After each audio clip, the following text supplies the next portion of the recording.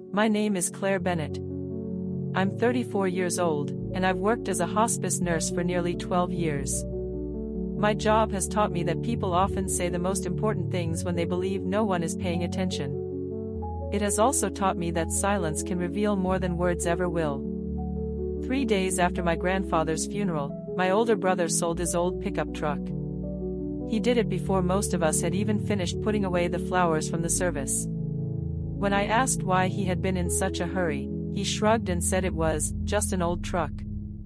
I almost believed him. Then, 2 weeks later, someone I had never met knocked on my front door and asked me a question that made everything else seem insignificant. Did your grandfather ever tell you what was inside the dashboard? I stared at him. What dashboard? He looked almost disappointed. The truck. Until that moment, I hadn't considered that an old pickup could hold anything more valuable than worn-out tools and faded registration papers. I was wrong. What my brother had unknowingly sold wasn't just my grandfather's truck. He had sold something our grandfather had spent decades making sure the wrong person would never find.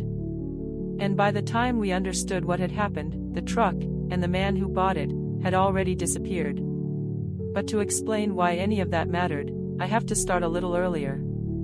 Before we continue, if you enjoy thoughtful family stories filled with quiet mysteries, emotional twists, and realistic characters, I'd appreciate it if you subscribe to the channel and join me for more stories like this. Now, let me take you back to the week everything changed. Grandpa Walter died on a rainy Tuesday morning. He was 83.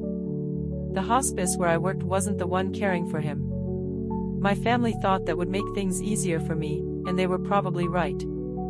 Even so, I found myself noticing the same details I always noticed with my patients. The untouched glass of water. The folded blanket at the foot of his bed. The clock that seemed louder after every conversation stopped.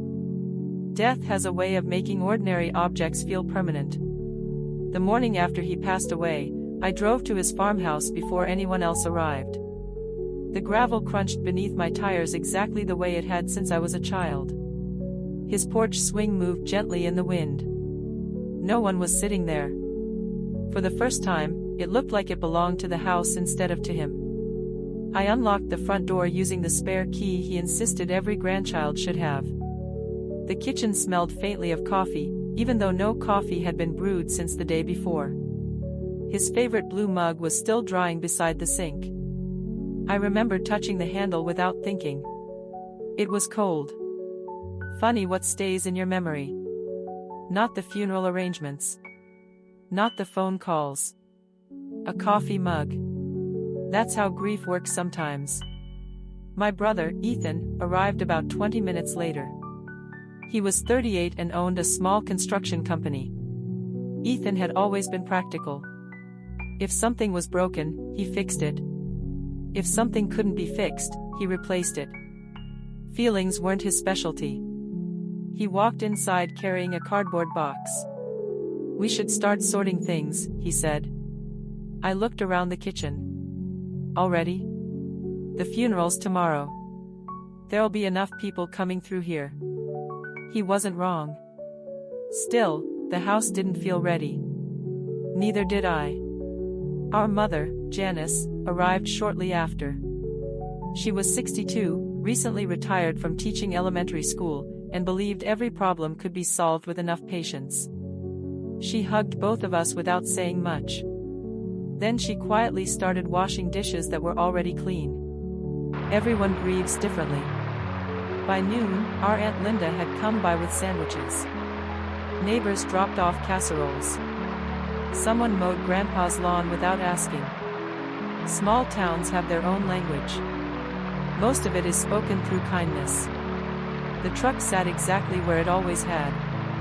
A faded green pickup parked beside the old barn. The paint had peeled around the doors. One headlight was slightly crooked. The driver's seat had been repaired so many times that 3 different fabrics covered it. Grandpa loved that truck. He drove it everywhere. Church. Hardware store. Fishing trips. Even after buying a newer vehicle years ago, he refused to let the pickup go. "It's reliable," he'd always say. "As long as it starts." I smiled every time.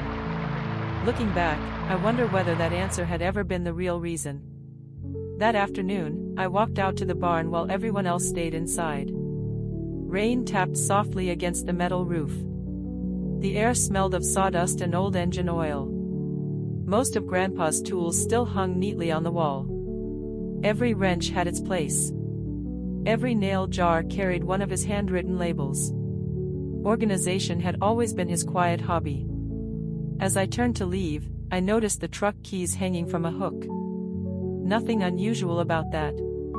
Except the hook wasn't labeled. Every other hook in the barn had a handwritten tag. Hammer. Garden. Generator. Only the truck keys hung beneath bare wood. I don't know why I remembered that. I simply did. I've replayed that afternoon many times since then. Sometimes the smallest details refuse to let go. The funeral brought nearly 200 people. I hadn't realized how many lives Grandpa had touched. Former co-workers, neighbors, people from church. A mechanic who said Grandpa had helped him when he first opened his garage. Even the mail carrier came. Everyone seemed to have a story. Most of them involved Grandpa quietly helping someone without expecting anything in return. After the service, our family gathered back at the farmhouse. Paper plates covered the dining table. Children whispered in the living room. Someone turned on the coffee maker. The conversations became softer as evening approached. At one point, I stepped outside to get some air. Ethan was standing beside the truck. He was staring at it with his hands in his pockets. "You thinking about keeping it?" I asked. He looked over his shoulder. "No." "You sure? It's just taking up space." His answer came too quickly. I remember studying his face. Not because he looked upset. Because he looked impatient. Like he wanted something finished. I told myself I was imagining it. After all, everyone handles loss differently. Still, something about that moment stayed with me. The next morning, before anyone had talked about Grandpa's belongings, before we'd met with the attorney, before our mother had even finished writing thank you cards for the funeral, the truck was gone. And Ethan calmly told us he'd already sold it. I thought that was the end of the story. It wasn't. The morning after Ethan told us he had sold Grandpa's truck, the farmhouse felt strangely quieter. Not because fewer people were there. Because something familiar was missing. Every time I looked through the kitchen window, my eyes drifted toward the empty space beside the barn. For as long as I could remember, that truck had been part of the landscape. Now there was only damp gravel. It shouldn't have bothered me as much as it did. After all, it was just an old vehicle. At least, that's what I kept telling myself. My mother, Janice Bennett, was already at the kitchen table when I arrived. She had retired after 35 years as an elementary school teacher, and even in retirement she organized everything with quiet precision. Thank you cards were spread across the table. Each envelope sat beside a handwritten list of names. She looked up briefly. "You slept?" "A little." She nodded. I didn't. That didn't surprise me. She had been married for 29 years before my father died of a heart attack 12 years earlier. After that, Grandpa became more than her father. He became the person she called whenever the house needed repairs, whenever her car made a strange noise, or whenever life simply became too heavy to carry alone. Losing him meant losing the last person who had always answered the phone. She folded another card into its envelope. "I keep expecting him to call." I smiled softly. "So do I." Neither of us said anything else. Silence wasn't uncomfortable in our family. It was simply another way people talked. A few minutes later, Ethan walked in carrying 2 cups of coffee. He handed one to Mom before sitting across from us. His phone buzzed almost immediately. He glanced at the screen. Typed a quick reply. Then set it face down. Work never really stopped for him. At 38, he had built a respectable construction company from almost nothing. He employed 12 people now. He was dependable, hardworking, practical. People respected him because he solved problems quickly. Sometimes too quickly. He noticed me looking toward the window. "You'll stop staring at that empty parking spot eventually." I wasn't staring. "You were." "I was thinking." He shrugged. "Same difference." Mom looked up from her cards. "You really couldn't wait a few weeks before selling it?" "It was sitting there. It sat there for 25 years. And now it's gone." His tone wasn't rude. Just final. That was Ethan. Once he made a decision, he treated it like history. There wasn't much point arguing. At least, that was how most people saw him. I watched him take a sip of coffee. His hands looked tired, dry from years of construction work. There was a small scar across his left thumb from a roofing accident years ago. As a hospice nurse, I had developed a habit of noticing hands. They often revealed more than faces. His fingers tapped lightly against the mug. Not nervous. Impatient. Like he wanted the conversation to move on. "I got a fair price," he said. "No one was using it." Mom sighed quietly. It wasn't about the money. He didn't answer. Instead, he reached for another donut. Conversation over. Or so he thought. Around noon, my Aunt Linda Harper arrived carrying another casserole dish. Linda was 59 and worked as the librarian at our local public library. She remembered birthdays without calendars. Returned every borrowed dish cleaner than she received it. And somehow always knew when someone was pretending to be fine. She hugged Mom first. Then me. Finally Ethan. "You've lost weight," she told him. "I've been busy." "You've been skipping meals." He smiled politely. "You always notice." "I read people for a living." "No," he laughed. "You read books. The books help." Even Ethan smiled at that. Linda had a quiet sense of humor that rarely missed its mark.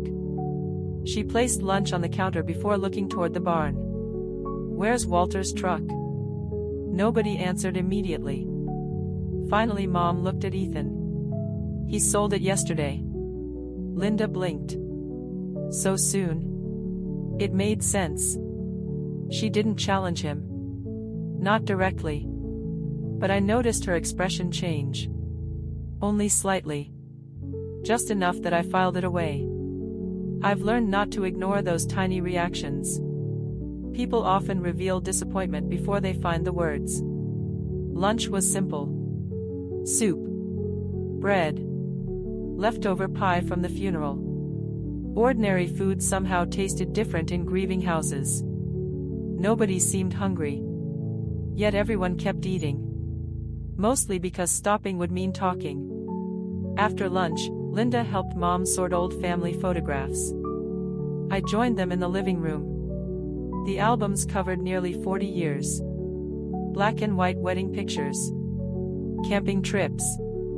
Christmas mornings. Birthday cakes. Every page smelled faintly of old paper. I found one photograph of Grandpa standing beside the truck. He looked younger. Maybe in his early 50s. The truck looked almost new. "What year was this?" I asked. Mom adjusted her glasses. 1992. He loved that truck. He certainly did. Linda smiled. He washed it every Saturday morning. I remember that. So do I. We all laughed softly. The memory felt warm. Comfortable. Then Mom turned another page. There were dozens more pictures of Grandpa. Fishing. Gardening. Church picnics. Family reunions. But something slowly caught my attention. The truck appeared in almost every photo. Different seasons. Different years. Different locations. Always the truck. Almost as though Grandpa made sure it stayed nearby. I didn't mention it. Not yet. Instead, I kept turning pages. Sometimes patterns don't mean anything. Sometimes they mean everything. Later that afternoon, I walked upstairs to clean one of the guest bedrooms. The hallway creaked exactly where it always had. Second board from the left. Grandpa used to joke that it announced visitors better than a doorbell. Inside the bedroom, sunlight stretched across the wooden floor. Dust floated lazily through the air. Everything looked untouched. A knitted blanket lay neatly folded at the end of the bed. The calendar on the wall still showed the previous month. I reached over to flip the page. Then stopped. Grandpa never forgot to change his calendar. Never. Every first day of the month, without fail. Yet this one remained unchanged. It seemed insignificant. Still. I noticed. Old habits die hard. Hospice teaches you that the smallest interruption in routine often means something happened before anyone realized it. Downstairs, I heard voices. Not loud. Just enough to know someone had arrived. When I returned, a man in a gray suit stood in the foyer. He introduced himself as Daniel Rhodes, age 54. He had been Grandpa's attorney for nearly 20 years. Calm. Methodical. The kind of man who probably organized his desk alphabetically. He shook everyone's hand. I know this isn't an easy week. Mom nodded. We appreciate you coming. I'll need everyone available tomorrow afternoon. Ethan frowned. For what? Your grandfather's estate review. I thought everything was straightforward. Daniel offered a careful smile. Most of it is. Most of it. The wording caught my attention. As a nurse, I'd heard physicians use similar phrases. Most of the tests look normal. Most patients recover well. Most. The exception is always where the story begins. Daniel reached into his briefcase and removed a sealed envelope. This was left with instructions. Mom accepted it carefully. It isn't to be opened until tomorrow. Why? Those were Walter's instructions. He paused. And he was very specific. Ethan leaned back in his chair. This isn't some dramatic mystery, is it? Daniel smiled politely. No. Then he added something that stayed with me long after he left. But your grandfather believed timing mattered. The attorney walked out. His car disappeared down the gravel driveway. Nobody spoke for nearly a minute. Mom placed the envelope carefully inside the china cabinet instead of opening it. No one suggested otherwise. That evening, I stood alone on the back porch watching the sunset. The empty space beside the barn caught my eye again. The truck was gone. Yet I couldn't shake the feeling that Grandpa had expected someone to notice more than its absence. I just didn't know what. Not yet. The following afternoon, when Daniel opened Grandpa's estate file, he asked one simple question that caused Ethan's confident expression to disappear for the first time all week. The following afternoon, all 5 of us gathered around my grandfather's dining room table. The weather had finally cleared. Sunlight came through the old lace curtains, leaving soft patterns across the wood. The same table had hosted birthdays, Thanksgiving dinners, homework sessions, and countless cups of coffee. Now it held a stack of legal folders instead. Daniel Rhodes sat at one end. His briefcase was open. Everything inside was arranged with careful precision. Yellow folders. A leather notebook. 2 fountain pens. He glanced around the room before speaking. Before we begin, I'd like to say your grandfather made this process easier than most. Mom managed a tired smile. That sounds like him. It does. Daniel adjusted his glasses.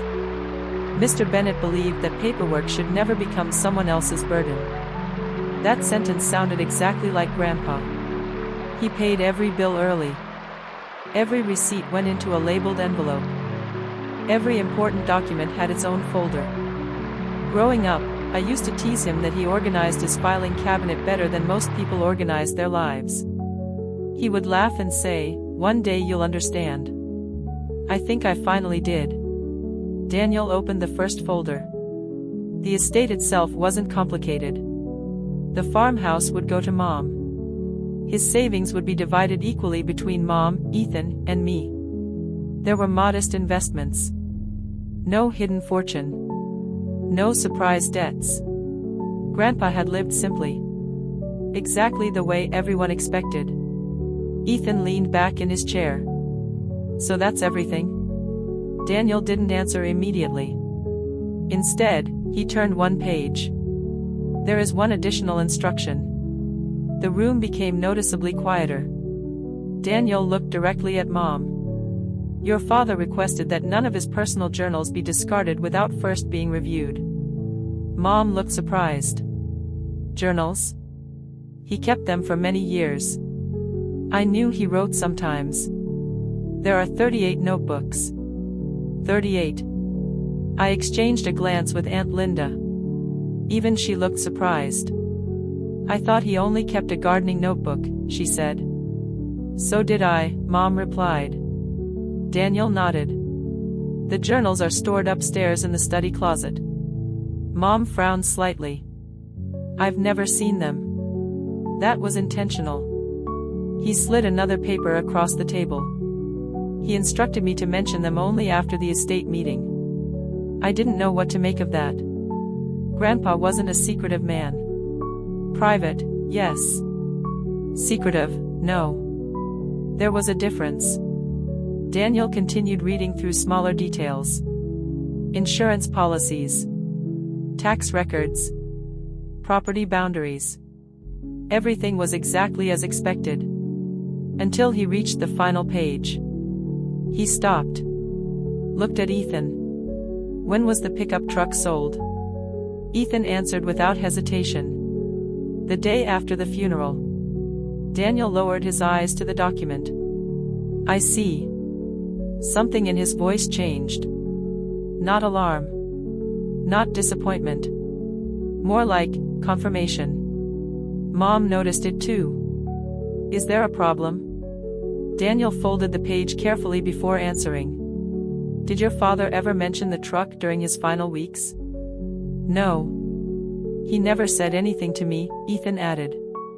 Daniel remained silent for a few seconds. Then he closed the folder. "Very well. That was it." He moved on. But the room felt different. His reaction had been too small to challenge. Too noticeable to ignore. I filed it away. Sometimes people reveal more through what they choose not to explain. The meeting ended shortly afterward. Daniel packed his briefcase. Before leaving, he handed Mom a small brass key attached to a faded leather tag.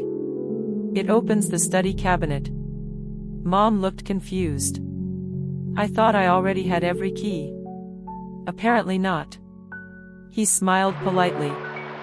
"Your father wanted you to have this one now." Once he left, none of us spoke for a moment. Then Ethan stood. "Well, should head back." "So soon?" Mom asked. "I've got work tomorrow." He picked up his truck keys. "I'll come by this weekend." He hugged Mom. Gave me a quick nod. Shook Aunt Linda's hand. Then he left. I watched from the window as his truck disappeared down the driveway. Only after the sound of the engine faded did Aunt Linda speak.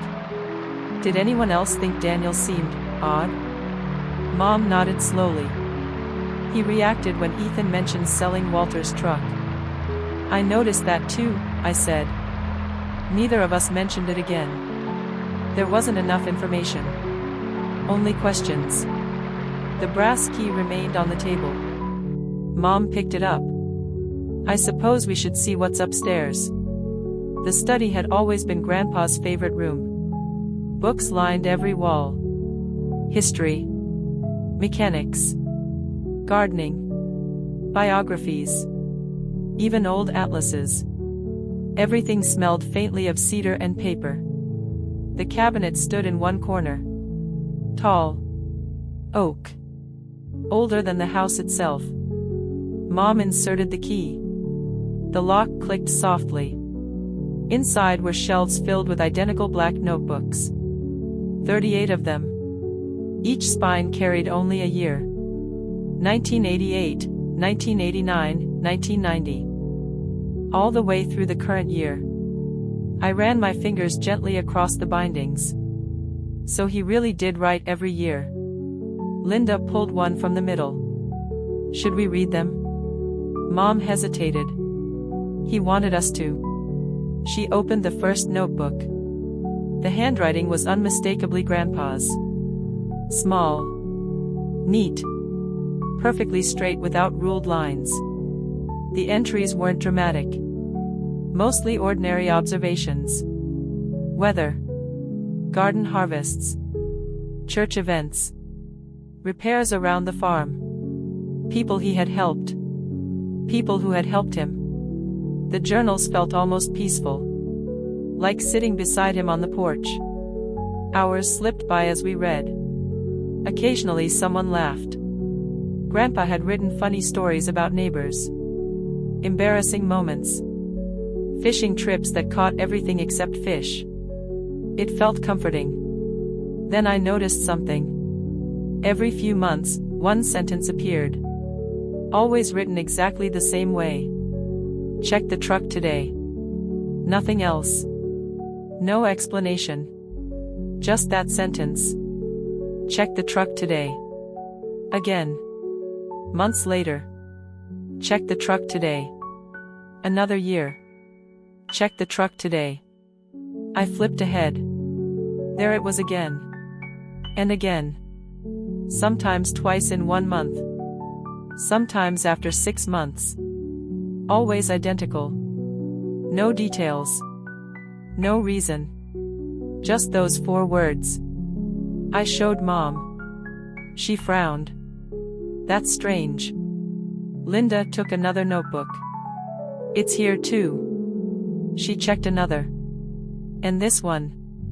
Nearly every journal contained the same entry. Over decades. The truck. Always the truck. I felt a chill despite the warm afternoon. Grandpa wasn't repetitive. If something appeared dozens of times in 38 journals, it mattered. The question was why. That evening I borrowed the most recent notebook and took it home. I couldn't explain why. Something told me I should keep reading. Outside, rain began tapping softly against my kitchen window. I made tea. Sat at my dining table. And continued turning pages. Most entries remained ordinary. Doctor appointments. Church maintenance. Weather forecasts. Phone calls with old friends. Then I reached an entry written only 3 weeks before Grandpa died. Unlike the others, this one filled nearly an entire page. It described a visit from someone whose name Grandpa never wrote. Instead, he called the person, the man who came asking questions. The visitor wanted to know whether Grandpa still owned the old pickup. Grandpa wrote that he answered yes. The man offered to buy it immediately. Grandpa refused. The visitor smiled politely before leaving. At the bottom of the page, Grandpa had written one final sentence. If anyone ever becomes interested in that truck after I'm gone, Claire should know they aren't really interested in the truck. I read the sentence 3 times. My name. Not Ethan's. Not Mom's. Mine. My tea had gone cold beside me. I barely noticed. Then I turned the page. The next entry was missing. Not blank. Missing. Someone had carefully torn the entire page out of the journal. And judging by the rough edge near the binding, it hadn't happened very long ago. I ran my thumb gently along the torn edge. The paper fibers were still rough. Not yellowed like the rest of the notebook. Someone hadn't removed that page years ago. It looked recent. I closed the journal for a moment and leaned back in my chair. Rain continued tapping against the kitchen window. The clock above the refrigerator clicked softly every second. I had spent years teaching families to notice changes in a patient's condition before they became emergencies. Patterns mattered. Interruptions mattered. And missing things usually mattered even more. I picked up my phone. It was almost 9. Too late to call Mom. Still, I dialed. She answered after the second ring. Everything okay? I found something. The journals. One page has been torn out. There was a pause. Torn out? Not missing accidentally. Someone removed it. She didn't answer immediately. Finally she asked, which notebook? The one from this year. Another silence. I'll come over tomorrow. I think you should. Before hanging up, I almost mentioned the sentence Grandpa had written about me. I didn't. Not because I wanted to keep it secret. Because I didn't yet understand why he had written it. I slept poorly that night. Every time I woke up, I found myself thinking about the missing page. Not what it contained. Who wanted it gone? The next morning Mom arrived carrying coffee and blueberry muffins from the bakery Grandpa liked. Neither of us touched the muffins. She sat beside me while I opened the journal. I showed her the torn page. Her expression changed immediately. You're right. She carefully examined the binding. This wasn't an accident. No. She turned several more pages. The rest of the journal appeared untouched. Then she reached the entry mentioning the man who wanted to buy the truck. She read it twice. When she reached my name, she looked at me. He specifically mentioned you. I know. Did he ever say anything to you? No. She folded her hands together. He trusted your judgment. I don't know about that. I do. Her answer came without hesitation. You've always noticed things everyone else missed. I smiled faintly. That's the nurse in me. No. She shook her head. You were like that as a little girl. I'd forgotten she used to say that. Maybe she was right. By early afternoon Aunt Linda joined us. She had brought another stack of journals from the study. If one notebook has something important, she said, maybe another one does too. We spread them across the dining room table. The house became completely quiet except for turning pages. Hours passed. Most entries remained ordinary. Garden repairs. Oil changes. Weather reports. Church dinners. Nothing unusual. Until Linda suddenly stopped reading. I found another one. Mom looked up. What? Linda adjusted her glasses. Listen. She began reading aloud. Met with Harold today. Confirmed everything remains where it belongs. No one suspects anything. She looked up. That's all. I frowned. Who's Harold? Mom thought for a moment. Harold Simmons. The mechanic? She nodded. He owned the garage in town. I remember him, Linda added. He and Walter were friends for decades. I looked at the notebook again. Everything remains where it belongs. The sentence sounded oddly deliberate. What do you think they were talking about? I asked. Neither of them knew. After lunch I decided to drive into town. Not because I expected answers. Because I wanted to learn more about Harold Simmons. The old garage still stood at the edge of Main Street. The faded sign remained. Simmons Auto Repair. The building looked exactly as it had 20 years earlier. Except it was closed. The parking lot was empty. A handwritten notice hung inside the dusty front window. Retired. I stood there for a minute before noticing a flower shop next door. An older woman was arranging bouquets outside. Excuse me, I said. Do you know where Harold Simmons lives now? She smiled politely. He passed away last winter. Oh. I'm sorry. So were we. She brushed dirt from her gloves. His daughter still lives nearby. She pointed across the street. The insurance office. I thanked her and walked over. The office was quiet. A receptionist greeted me. After explaining who I was, she disappeared into the back. A minute later, a woman about my age appeared. I'm Emily Simmons. She offered her hand. You knew my dad? My grandfather did. Her smile softened. Walter Bennett? Yes. Dad talked about him often. She invited me into her office. Family photographs lined the shelves. One caught my attention immediately. Harold and Grandpa stood beside the green pickup. Both were smiling. The photograph looked old. Maybe 30 years. You still have that picture, I said. Emily followed my eyes. Oh. Dad loved that truck. Did he? She laughed quietly. I always thought it was funny. Why? Because Dad spent years repairing it. I looked at her. For free. What? He refused to charge Walter. That surprised me. Did he ever say why? Emily thought for a moment. Only once. What did he say? She leaned back in her chair. He said the truck wasn't valuable. She smiled. But what Walter trusted it to carry was priceless. I felt my heartbeat quicken. Did he ever explain what that meant? No. I asked when I was a teenager. And? He just laughed. The room suddenly felt much smaller. I thanked Emily for her time. Before leaving, she stopped me. Actually. I turned. There is something else. What? My dad left me a box of old customer records.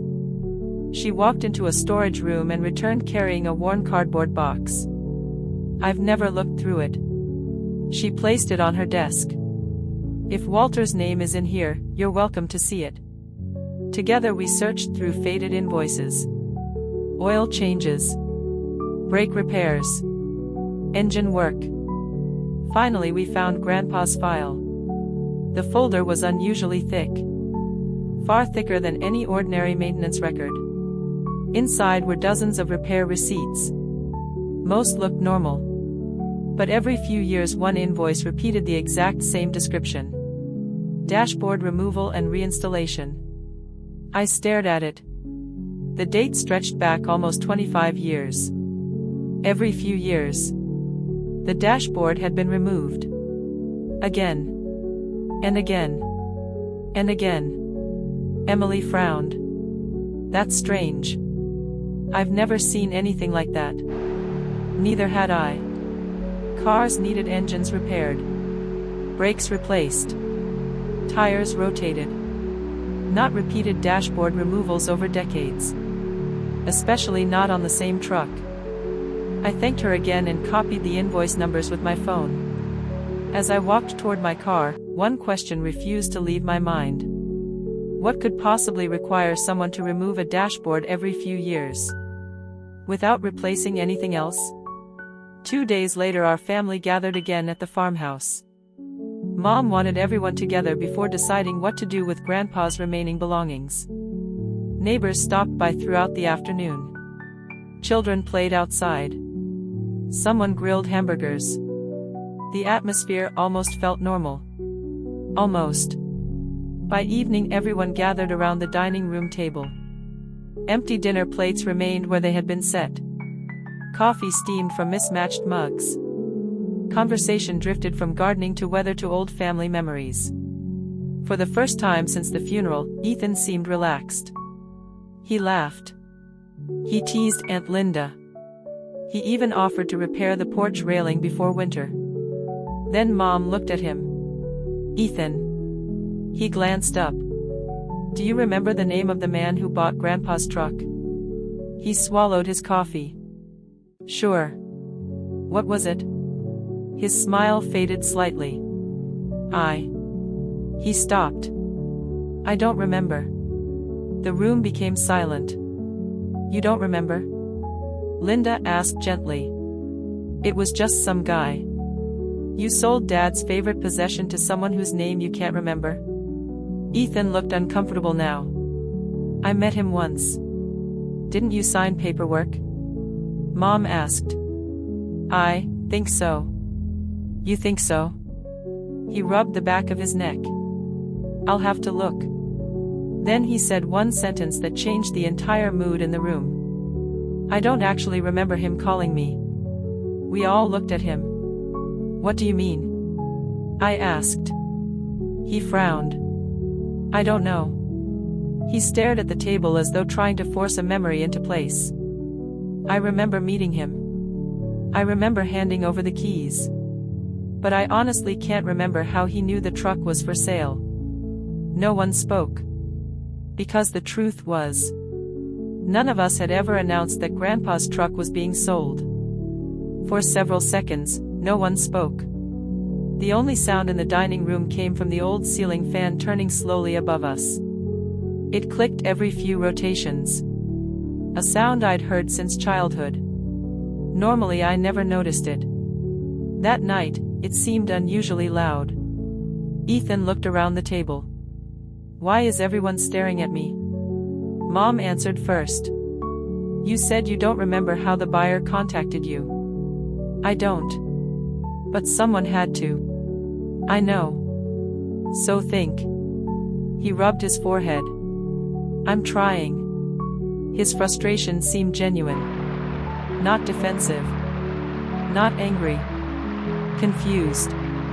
That was different. I had watched enough families during difficult moments to recognize the difference between someone avoiding a question and someone honestly searching for an answer. Ethan wasn't hiding a memory. He seemed unable to reach one. I remember the funeral, he said quietly. I remember coming back here. I remember thinking the truck should be sold. And then, he stopped. It feels like I skipped a page. That description stayed with me. A missing page. Just like Grandpa's journal. I didn't mention the thought. Some comparisons are better left unsaid until they actually mean something. After dinner, everyone helped clean the kitchen. Mom washed dishes. Aunt Linda dried them. I wiped down the counters. Ethan carried empty casserole dishes to the pantry. Ordinary routines have a calming effect. They give your hands something to do while your mind tries to catch up.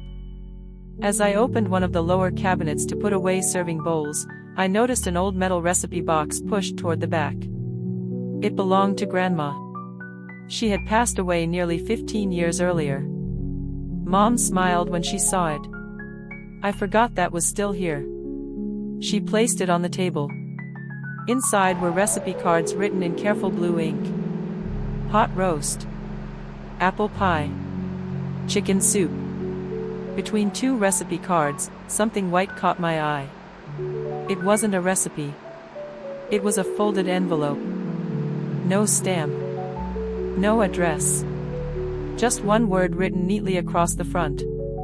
Janice. Mom froze. I've never seen this. Her fingers hesitated before opening it. Inside was a single sheet of paper. The handwriting belonged to Grandpa. It wasn't long. If you're reading this, then I've already gone. There are things I wanted to explain, but not all at once. Trust Claire's judgment. She notices what others overlook. Please don't rush to conclusions. And whatever happens, don't blame Ethan before you know the whole story. Mom read the last sentence twice. Then handed me the letter. I felt an unexpected heaviness settle over the room. Grandpa had written those words before any of this happened. Before the truck was sold. Before we found the missing journal page. Before any stranger came asking questions. He had already known Ethan might be blamed. Why? That night I drove home carrying copies of several journal entries and photographs of the repair invoices from Harold Simmons' garage. My apartment felt unusually quiet. I spread everything across my dining table. Journal entries. Repair receipts. Old family photographs. A copy of Grandpa's letter. I wasn't trying to solve a mystery. Not exactly. I was trying to understand a pattern. I made coffee. Then started arranging everything by date. Hospice nursing often involves reviewing years of medical history. You learn to build timelines. Symptoms that seem unrelated suddenly connect. A small change years earlier explains everything that follows. Families have histories too. Sometimes they need timelines just as much as patients do. By midnight, one pattern became impossible to ignore. Every time Grandpa had the truck's dashboard removed, he met with Harold Simmons within a week. Every single time. Not once. Not twice. Every time. That couldn't be coincidence. I circled the dates in my notebook. Then I noticed something else. Each dashboard repair happened shortly after another event. A death in the family. The sale of nearby farmland. Grandma's illness. Dad's funeral. Mom's retirement. Major moments. Life-changing moments. Grandpa always visited Harold afterward. Always. I leaned back in my chair. What were you doing?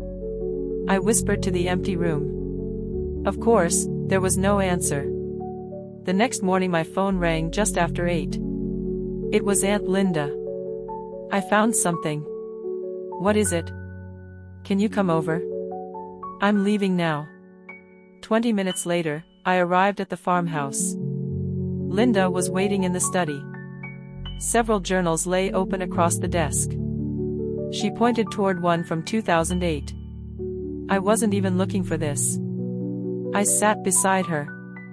She tapped a paragraph halfway down the page. Read this. The entry described Grandpa helping clean out an old storage building after a storm. Most of it was ordinary. Then one sentence stood out. Harold says paper survives better inside steel than inside walls. I read it again. Paper survives better inside steel.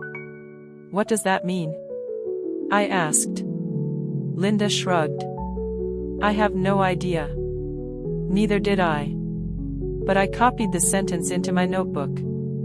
Another clue. Another question. Later that afternoon, Mom suggested we begin sorting the attic. None of us wanted to. It felt too soon. Still, the house wouldn't clean itself.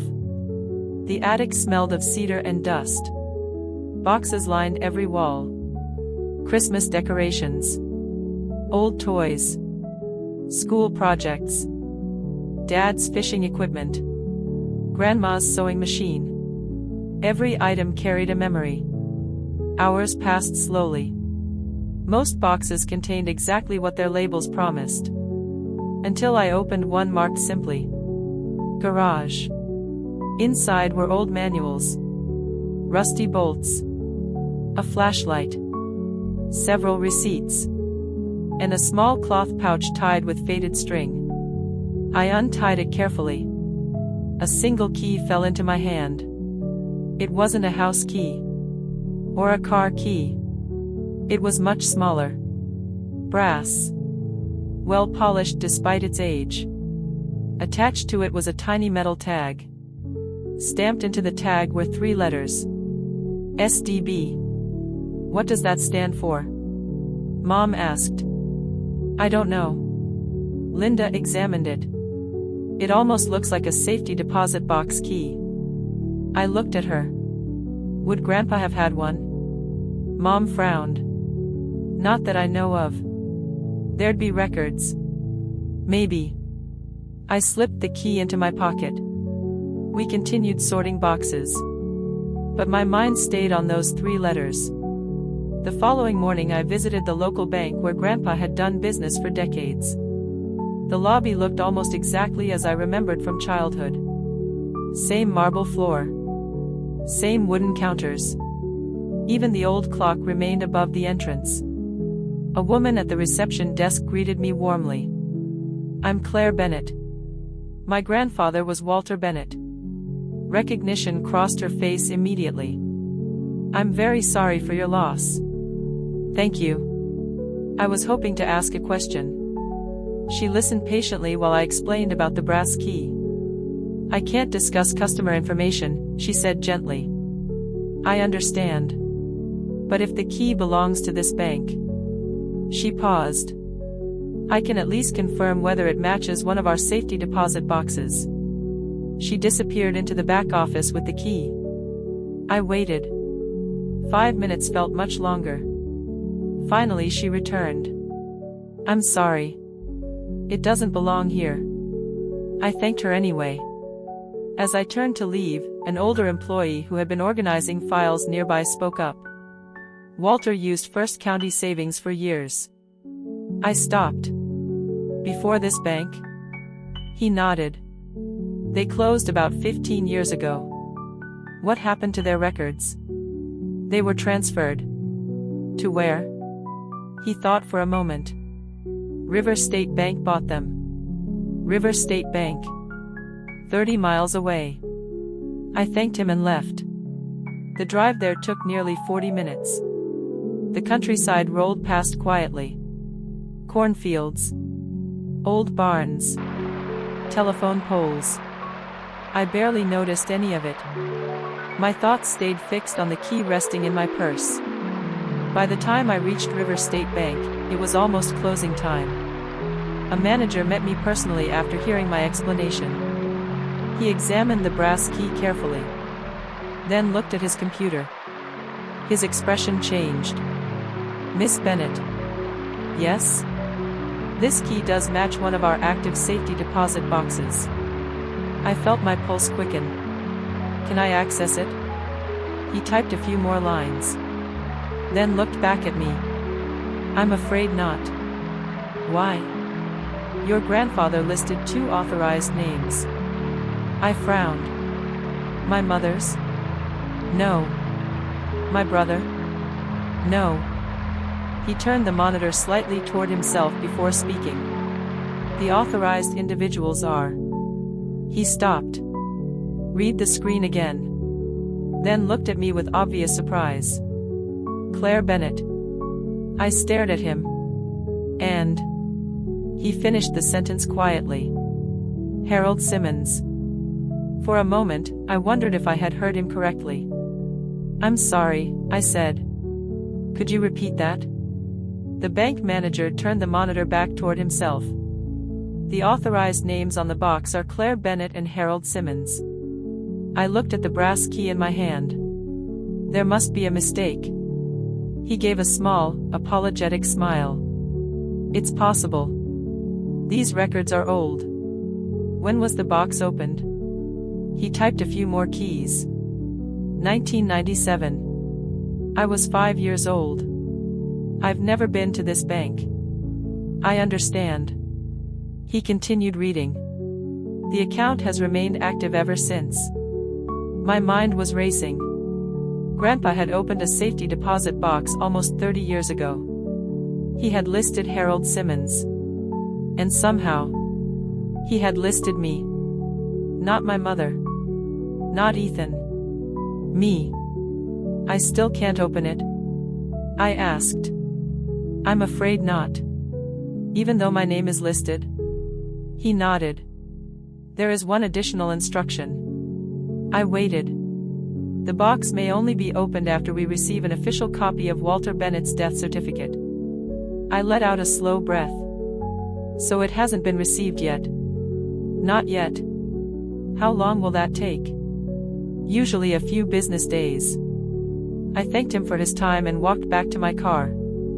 I sat behind the steering wheel without starting the engine. The parking lot was nearly empty. A shopping cart rolled slowly across the asphalt in the wind. I stared at it without really seeing it. Nothing about this made sense. Grandpa had planned something decades in advance. He had expected me to become involved. And he had trusted Harold Simmons enough to include him in whatever he was protecting. I thought about the repeated dashboard repairs. The journals. The missing page. The stranger asking about the truck. None of those clues felt separate anymore. They were beginning to point toward the same place. I just couldn't see the whole picture yet. When I returned to the farmhouse, Ethan's pickup was already parked outside. That surprised me. He hadn't mentioned coming over. Inside, I found him in Grandpa's workshop. He was standing in front of the old workbench. One drawer had been pulled open. Tools lay neatly arranged beside it. He looked up when I walked in. "Hey. Didn't know you were coming. I had the afternoon free." He picked up an old screwdriver and turned it over in his hand. "I guess I wasn't ready to stop coming here." His voice sounded different. Softer. Less certain than usual. I leaned against the doorway. "I went to River State Bank today." He looked at me. "Why?" I showed him the brass key. "It belongs to Grandpa." He frowned. "What's it for?" "A safety deposit box."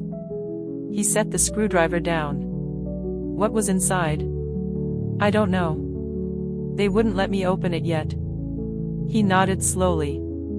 Then he surprised me. "You think this has something to do with the truck?" It wasn't a question. "Yes.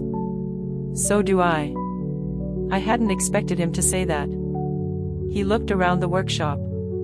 "You know." He hesitated. "There was something strange the day I sold it." I stayed quiet. Sometimes silence encourages people to keep talking. I didn't think much about it at the time. "What happened?" "The buyer didn't look at the truck." "What do you mean?" He walked around it. Ethan frowned, trying to remember.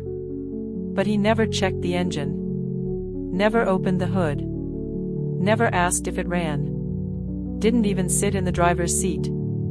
I felt my stomach tighten. That's unusual. Exactly. He only asked one question. "What was it?" Ethan looked directly at me. He asked whether Grandpa had ever replaced the dashboard. Neither of us spoke for several seconds. I remembered every repair invoice. Dashboard removal. Dashboard reinstallation. Again and again. "What did you tell him?" I finally asked. I said I didn't know. "And?" He smiled. Ethan looked genuinely unsettled now. He said. His voice grew quieter. "That's all I needed to know." That evening, the four of us gathered in the living room. Mom listened carefully as I explained everything I'd learned at the bank. She looked shocked when I mentioned my name being listed on the safety deposit box. "I don't understand." "Neither do I." Linda leaned forward. "What if the box explains everything?" "Maybe. Or maybe it's another clue." Mom folded Grandpa's letter again. "He specifically told us to trust Claire." Ethan nodded. "I'm starting to think Dad." He caught himself and smiled sadly. Grandpa expected all of this. No one argued. It was becoming harder to believe otherwise. The next morning, I returned to the journals. This time I wasn't reading every page. I searched only for one word. Harold. The name appeared 17 times. Most entries were ordinary. Coffee together. Church fundraiser. Replacing brakes. Fishing. Then, in a journal from 2013, I found another unusual passage. Harold worries someone is still asking questions. I told him patience lasts longer than greed. We agreed nothing changes unless Claire is ready. I stopped reading. Claire is ready. Again. My name. Years before I had any idea these journals even existed. Why? I copied the passage into my notebook. As I turned the page, something slipped from between the paper. It fluttered onto the floor. A small photograph. Black and white. The edges were worn. I picked it up carefully. It showed Grandpa standing beside the truck. Harold stood next to him. Between them was a third man. I didn't recognize him. The three men were smiling. On the back of the photograph, Grandpa had written only one sentence. Some promises should outlive the people who make them. No names. No date. Just that. I took the photo downstairs and showed it to Mom. She studied it for nearly a minute. I don't know who the third man is. What about you? I asked Linda. She shook her head. No. Even Ethan didn't recognize him. That bothered me. Our family knew almost everyone Grandpa had been close to. This man was a complete stranger. 2 days later, the county finally processed Grandpa's death certificate. The bank called that afternoon. We've received the required documentation. I thanked the employee. So I can open the box? Yes. When? Tomorrow morning. I hung up and immediately called Mom. Then Linda. Finally Ethan. I'm coming with you, Ethan said. I hesitated. The bank only mentioned authorized access. I'll wait outside. There was disappointment in his voice. Not resentment. Just disappointment. I understand, he added before I could respond. The next morning, we drove to River State Bank together. Mom sat quietly in the passenger seat. Ethan followed in his own truck. No one spoke much during the drive. The closer we got, the quieter the car became. At the bank, the manager greeted us personally. He led me through a secure hallway lined with rows of metal deposit boxes. Mom remained in the waiting area. Ethan stayed outside. Only I was allowed beyond the final locked door. The manager inserted one key. I inserted Grandpa's brass key. The lock clicked. He removed the box and placed it on a small wooden table. I'll give you some privacy. The heavy door closed behind him. For a few seconds, I simply looked at the metal box. Nearly 30 years. Whatever Grandpa had protected had remained here all that time. I lifted the lid. Inside wasn't money. Or jewelry. There were 3 items. A thick sealed envelope with my name written on it. A small leather notebook. And a folded highway map with one location circled in red. Before I could touch any of them, someone knocked firmly on the vault door. The manager's voice came through. Miss Bennett. There are 2 detectives here. They're asking about your grandfather's truck. For a second, I thought I had misunderstood him. I looked toward the vault door. The truck? I asked. Yes, the manager replied from the other side. They said it couldn't wait. I glanced back at the open deposit box. The sealed envelope. The leather notebook. The folded highway map. My first instinct was to leave everything exactly where it was. Instead, I took a slow breath. I'll be out in a minute. The manager answered quietly. Of course. When his footsteps faded, I turned back to the contents of the box. The envelope was thick. My name was written across the front in Grandpa's familiar handwriting. Claire. Open this first. I carefully broke the seal.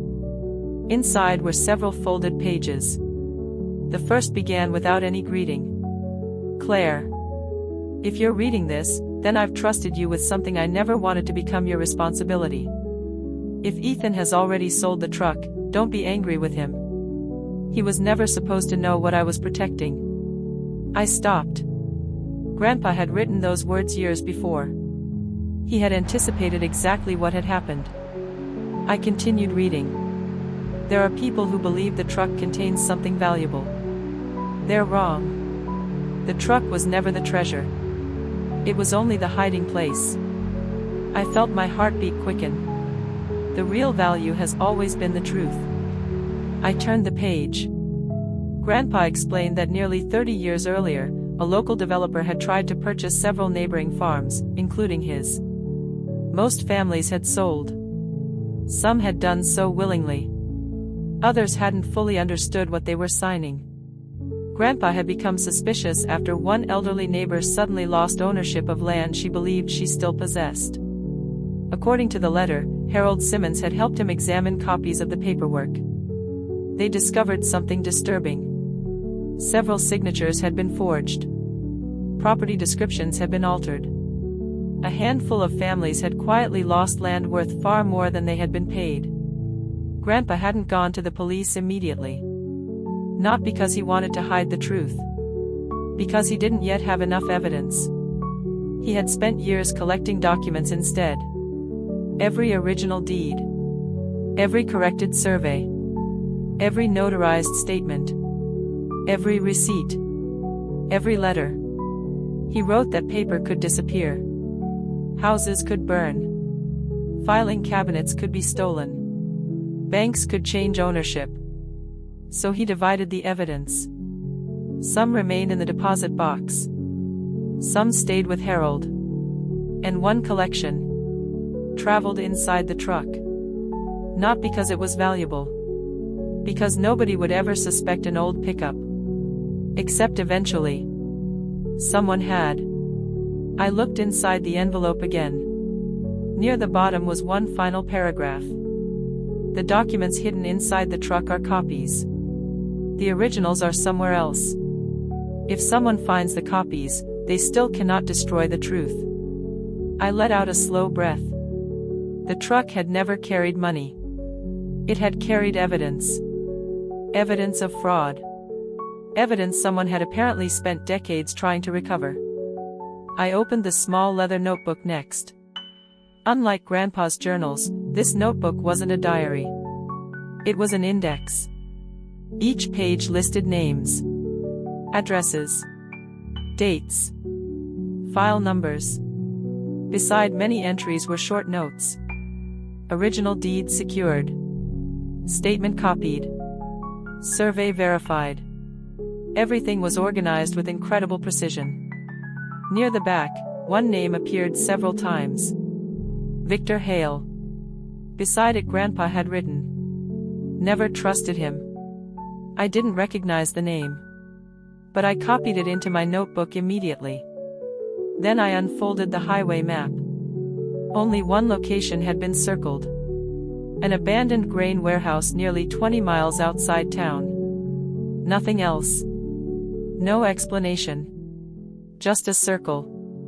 Before I had time to think about it further, the manager knocked again. "Miss Bennett?" "I'm coming." I carefully returned everything to the envelope except Grandpa's letter. The manager explained that the contents legally belonged to Grandpa's estate, so I could remove them. I placed everything into my shoulder bag. Then followed him back into the lobby. Two detectives stood near the entrance. One introduced himself. "I'm Detective Aaron Mills." The other nodded politely. "Detective Sofia Ramirez." Both looked professional. Calm. Neither seemed interested in creating unnecessary drama. Detective Mills spoke first. "Claire Bennett?" "Yes. We're sorry for your loss." "Thank you. We'd like to ask a few questions about your grandfather's pickup." Mom stood beside me now. "So something happened?" Ramirez exchanged a quick glance with her partner. "The vehicle was recovered this morning." I looked at Ethan. His expression immediately tightened. "Recovered? Where?" he asked. "In an abandoned storage lot." "Was it stolen?" Mills answered carefully. "We believe someone abandoned it." My first question came almost automatically. Was anything missing? The detectives paused. Ramirez opened a folder. The dashboard had been completely removed. No one spoke. Every repair invoice flashed through my mind. Dashboard removal. Dashboard reinstallation. Again. Again. Again. Someone had finally taken it apart. The detectives asked Ethan to explain the sale. He described meeting the buyer exactly as he remembered. A man in his late 50s. Gray jacket. Polite. Paid in cash. Minimal conversation. No name? Mills asked. I honestly don't remember. No phone number? No. No bill of sale? Ethan looked embarrassed. I must have left it somewhere. Or thrown it away. The detectives wrote several notes. Then Mills looked at me. Did your grandfather ever mention anyone asking about the truck? I thought carefully. I remembered the journal. The stranger. The offer to buy it.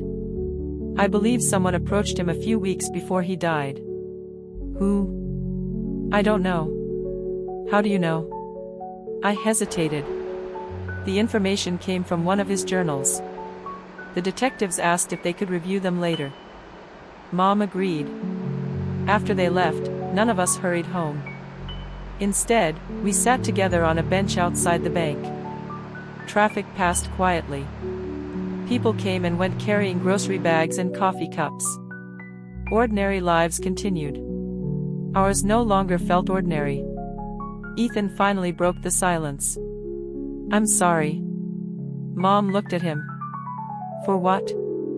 I should have waited. She reached over and squeezed his hand. You couldn't have known. I should have. No. She shook her head.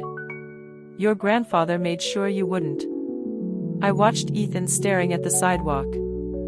For the first time since the funeral, I realized something. Grandpa hadn't hidden the truth from Ethan because he didn't trust him. He had hidden it to protect him.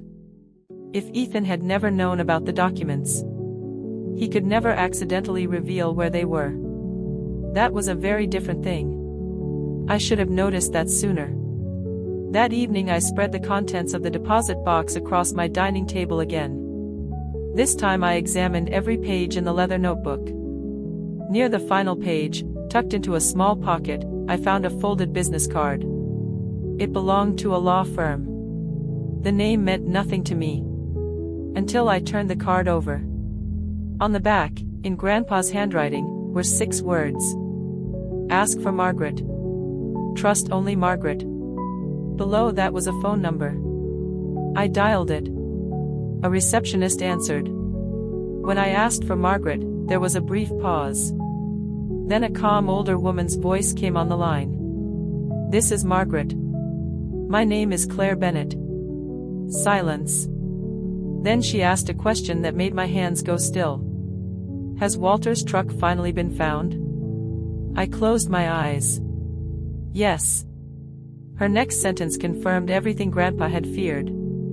Then whoever has been searching for those documents knows they've failed. Margaret's voice remained steady. There was no surprise in it. Only quiet acceptance. I tightened my grip on the phone. You were expecting this? In time, she replied. Yes. I looked across my kitchen. Grandpa's letter still lay open beside the leather notebook. The folded highway map rested underneath it. I think we should meet, I said. I agree. When? The sooner, the better. She gave me the address of her office. It was in the neighboring county, about 45 minutes away. Before hanging up, she added one more sentence. Bring everything Walter left for you. The following morning, Mom insisted on coming with me. Ethan offered as well.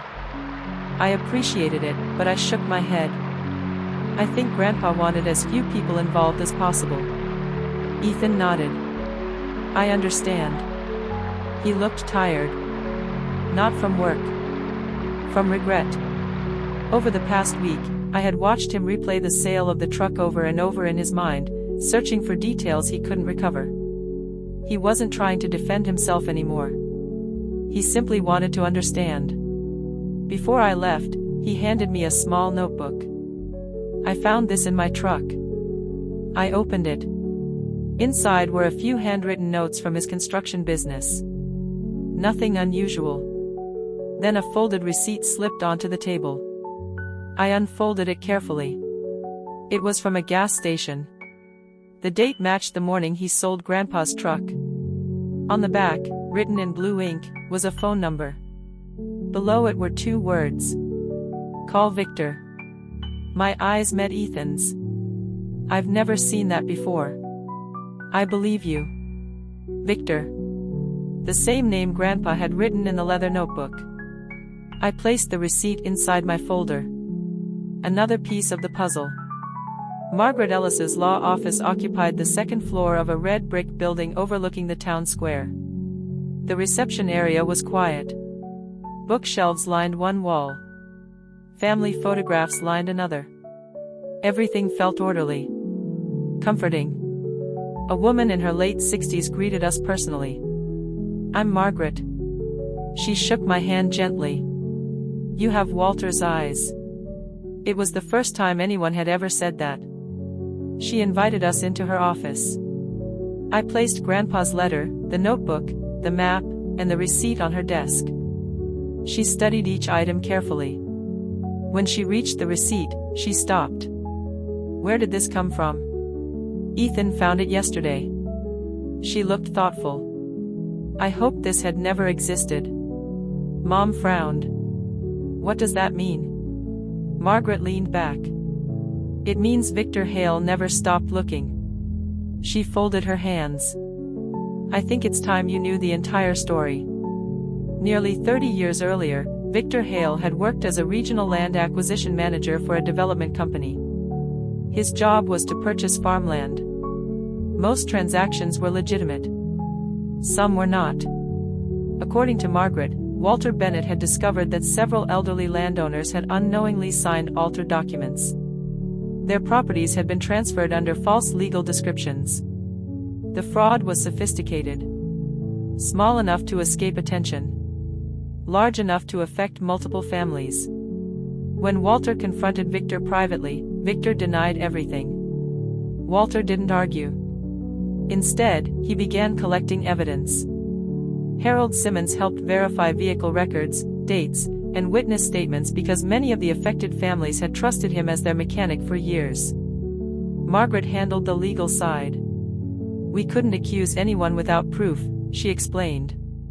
So Walter gathered proof. For decades. She nodded.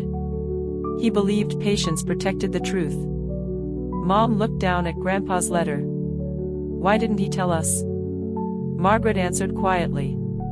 Because once people know they're holding evidence. She paused. They become targets. The room became very still. For the first time, I understood why Grandpa had never spoken openly. His silence hadn't been secrecy. It had been protection. I showed Margaret the photograph of the 3 men. She smiled sadly. The 3rd man is Judge Thomas Mercer. The judge? I asked. He privately reviewed Walter's documentation years ago. What happened? He advised Walter to keep gathering evidence. Why? Because the case wasn't complete. Margaret opened one of her filing cabinets. She removed a thick folder. Across the front was written, Bennett file. She placed it beside Grandpa's notebook. I've kept Walter's originals exactly where he wanted them. I stared at the folder. So the originals were never inside the truck. No. The truck carried certified copies. Enough to prove the documents existed if anyone tried to destroy the originals. Everything finally made sense. The dashboard repairs. The repeated inspections. The stranger asking about the truck. Someone had been chasing copies. Not realizing the originals had always remained somewhere safer. Just then, Margaret's assistant knocked softly. There are 2 detectives here. Margaret smiled. Please send them in. Detectives Mills and Ramirez entered. Neither looked surprised to see us.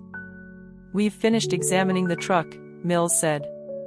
Ramirez placed several photographs on the desk. The dashboard had been completely removed. Wires hung loose beneath the steering column. The metal frame had been cut open. They knew exactly where to search, she said. But they found nothing. Margaret nodded once. Because there was nothing left to find. Ramirez looked toward me. We also identified the buyer. She slid another photograph across the desk. I recognized him immediately. Gray jacket. Calm expression. The same description Ethan had given. "This is Victor Hale." Mom quietly covered her mouth. "He bought the truck himself?" "No," Mills replied. "He used a false name. But we confirmed his identity yesterday." He opened another folder. "We've also recovered surveillance footage from the gas station Ethan visited." He pointed to a still image. Victor stood beside Ethan's truck, handing him something. "The receipt," I whispered. Ramirez nodded. He wrote his personal number on the back. Ethan hadn't remembered, because he had never looked. The receipt had simply fallen between the seats. Years of planning. Months of searching. One forgotten receipt. Sometimes justice depends on surprisingly ordinary things. Margaret handed the detective's grandpa's original files. Every deed. Every survey.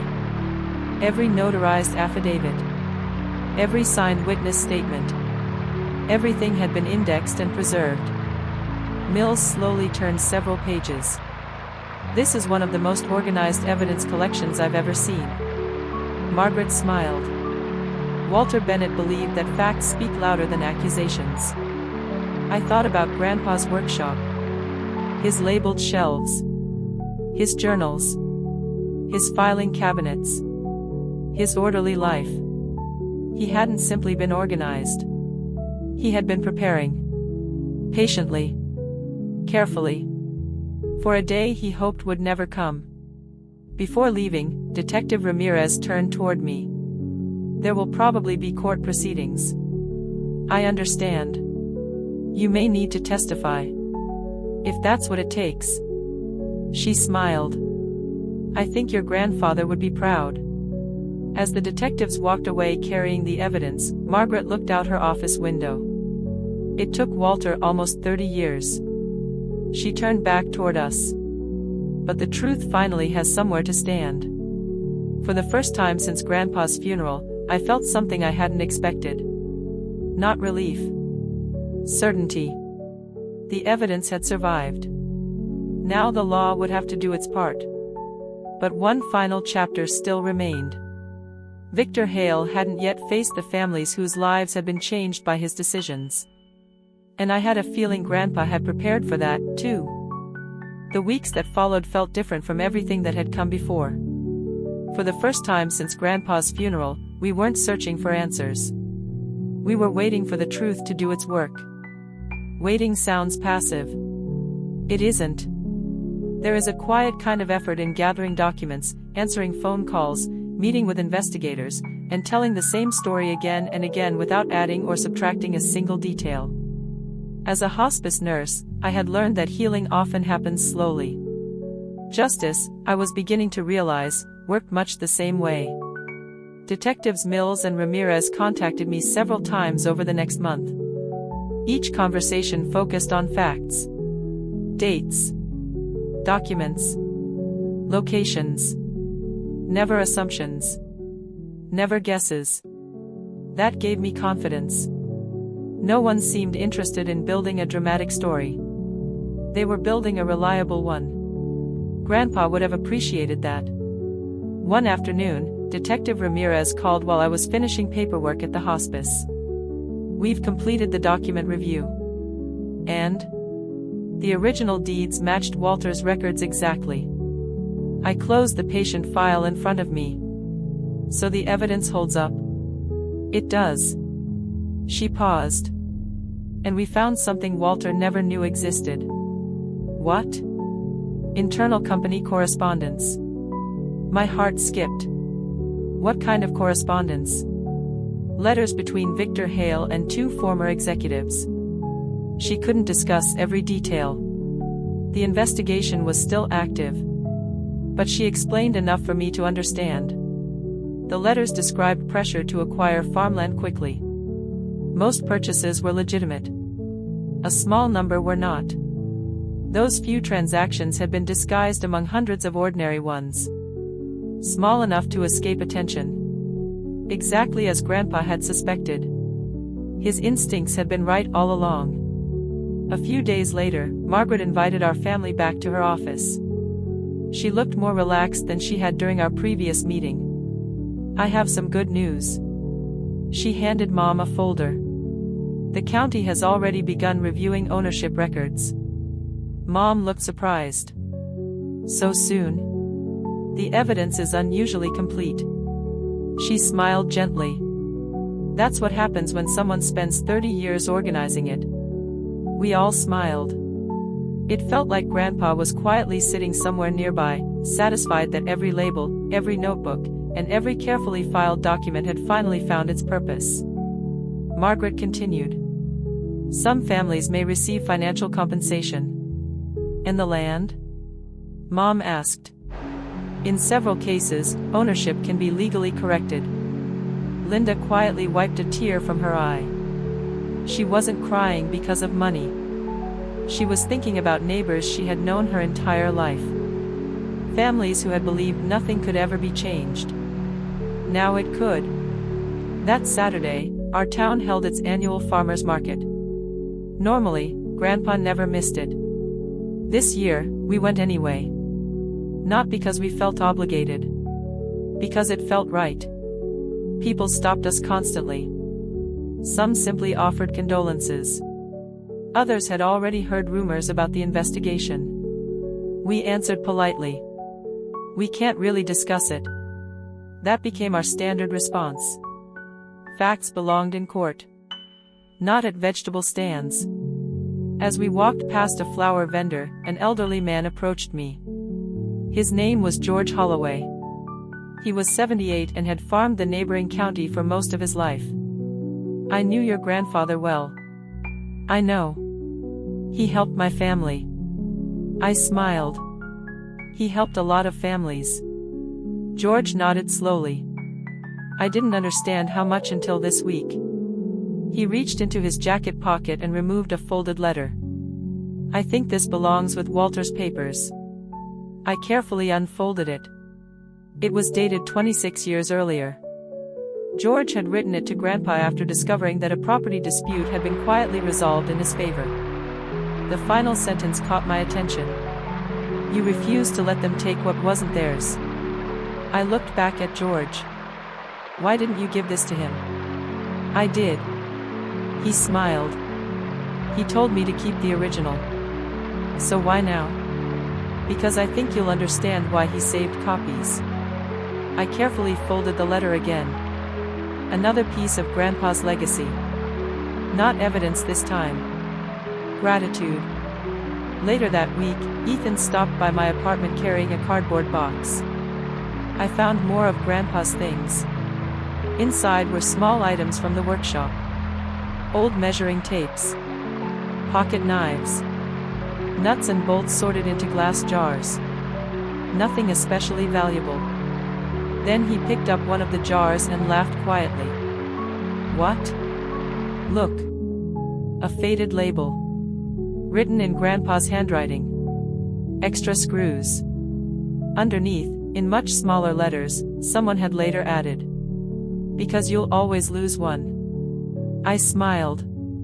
That sounds like him. It does. Ethan sat down across from me. For a while, neither of us spoke. Then he finally broke the silence. "I've been thinking." "About what?" "I spent weeks blaming myself." "You did." "I kept wondering what would have happened if I hadn't sold the truck." I waited. Then he shook his head. "I think Grandpa knew someone would eventually find it." "I think so too. He just wanted it to happen after he was gone." That thought had crossed my mind several times. If the truck had been searched while Grandpa was alive, whoever wanted the documents might never have stopped looking. By allowing events to unfold afterward, Grandpa had quietly shifted the danger away from himself and toward evidence that no longer depended on him. It was an extraordinary plan, built entirely on patience. 2 months after the funeral, Detective Mills called again. "This is probably the last update before court." I stepped outside the hospice so I could hear him more clearly.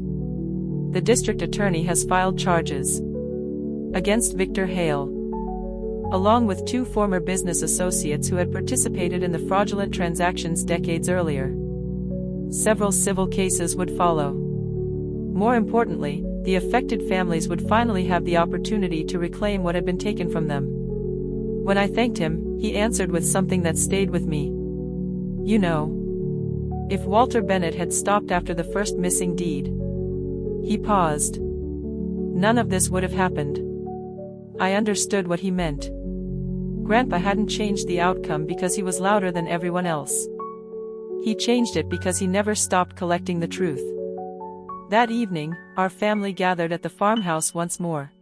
Not because we had to. Because we wanted to. The dining room looked different now. The legal folders were gone. The journals had been carefully packed into archival boxes. Grandpa's study was organized again. Outside, the empty space beside the barn still caught my attention. I realized something. For weeks, I had looked at that empty spot with sadness. Now, I looked at it with gratitude. The truck had disappeared. But what Grandpa protected had not. Mom poured coffee into 4 mismatched mugs. Linda set a homemade pie on the table. Ethan smiled for what felt like the first genuine time since the funeral. No one mentioned Victor. No one talked about court. For one evening, we simply became a family again. As the sun disappeared beyond the fields, Mom looked around the table. Your grandfather would have liked this. I nodded. He planned for it. She smiled softly. Not the investigation. The family. I think she was right. Grandpa had spent years protecting documents. But he had spent a lifetime protecting us from carrying their weight before we were ready. Still, there was one final thing I needed to do before this chapter of our lives could truly close. Grandpa had circled one place on that old highway map. And until I understood why, I knew the story wasn't completely finished. 3 days after our family gathered at the farmhouse, I unfolded Grandpa's old highway map one more time. The red circle was still there.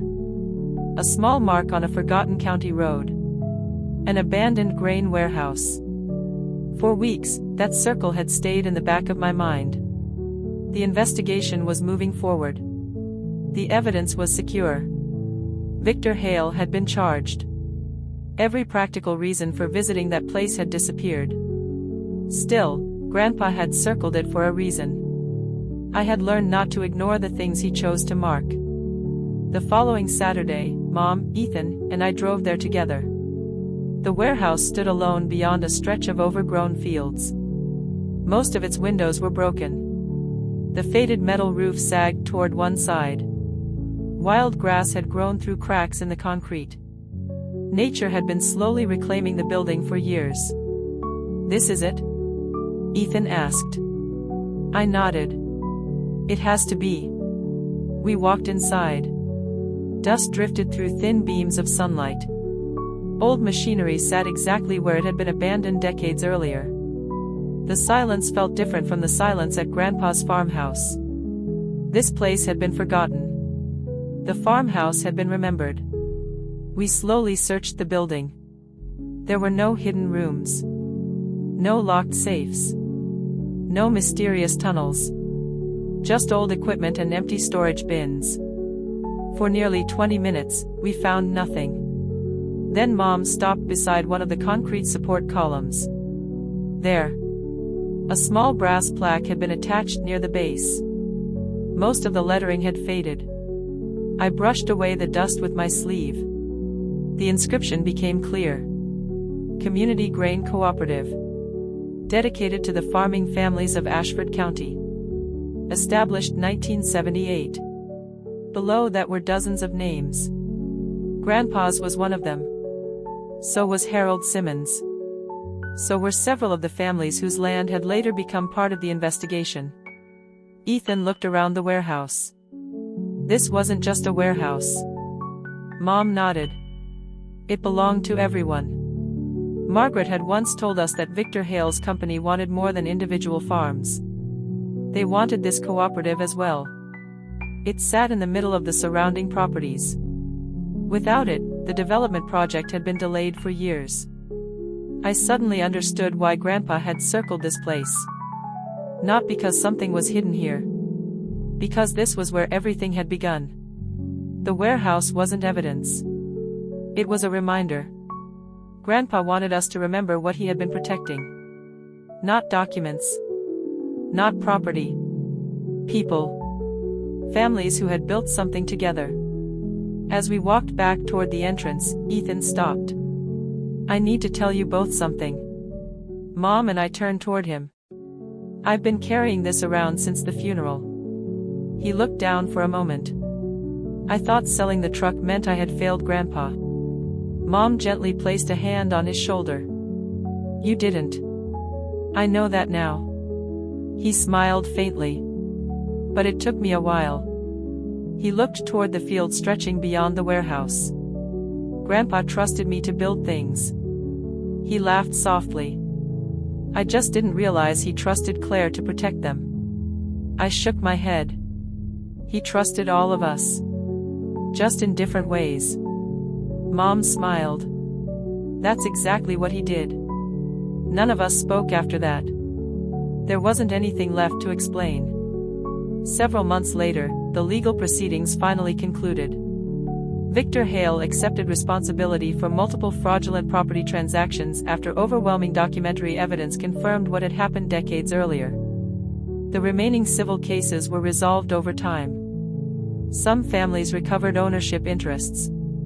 Others received financial compensation. Not everyone got back everything they had lost. Real life rarely works that neatly. But every family finally received the truth. Sometimes that matters just as much. Detective Mills called me one last time. "I thought you'd want to know." "I'm listening." "The judge specifically mentioned Walter Bennett during today's hearing." "What did he say?" "He said this case existed because one citizen believed careful records mattered." I thanked him. After we hung up, I sat quietly for several minutes. Grandpa never cared about recognition. If he had been sitting in that courtroom, he probably would have been embarrassed by the attention. Then he would have gone home and organized another drawer. That was simply who he was. Life slowly returned to its ordinary rhythm. I continued working at the hospice. Mom started volunteering at the local library with Aunt Linda. Ethan repaired the farmhouse porch exactly as he had promised. On weekends, we gathered there more often than we had in years. Not because of the investigation. Because we finally understood how much those ordinary afternoons had meant to Grandpa. One autumn morning, Ethan surprised us. He pulled into the driveway driving another old pickup. It wasn't the same model. Not even the same color. But it looked like something Grandpa would have appreciated. "I needed a truck," he said with a grin. Mom laughed. "Does this one have any secrets?" Ethan smiled. "Only jumper cables." For the first time since the funeral, we all laughed without anything weighing behind it. It felt good. Simple. Normal. That afternoon, I carried one of Grandpa's journals onto the porch. The porch swing creaked gently beneath me. A breeze moved through the maple trees. I opened the final notebook. Near the last page, I found an entry I had somehow overlooked. It wasn't about land. Or court cases. Or the truck. It was only a few sentences. If you're reading this, then you already know more than I ever hoped you'd need to. Remember that evidence protects the truth. But kindness protects the people who have to live with it. Don't let one become more important than the other. I closed the journal. For a long time, I simply watched the fields beyond the barn. The empty parking space where Grandpa's truck had once sat no longer felt empty. It reminded me that some people leave behind more than possessions. They leave behind examples. Grandpa never chased recognition. He never tried to become the hero of anyone's story. He simply did the right thing, quietly, over and over again, until the truth could stand on its own. As a hospice nurse, I often meet people who wonder what kind of legacy they'll leave behind. Most imagine something large. Something unforgettable. Grandpa taught me something different. Sometimes a legacy is a neatly labeled file. A promise kept for 30 years. A family that learns to trust each other again. And sometimes, it's an old truck that was never valuable because of what was hidden inside it. It was valuable because of the man who quietly chose to protect everyone else.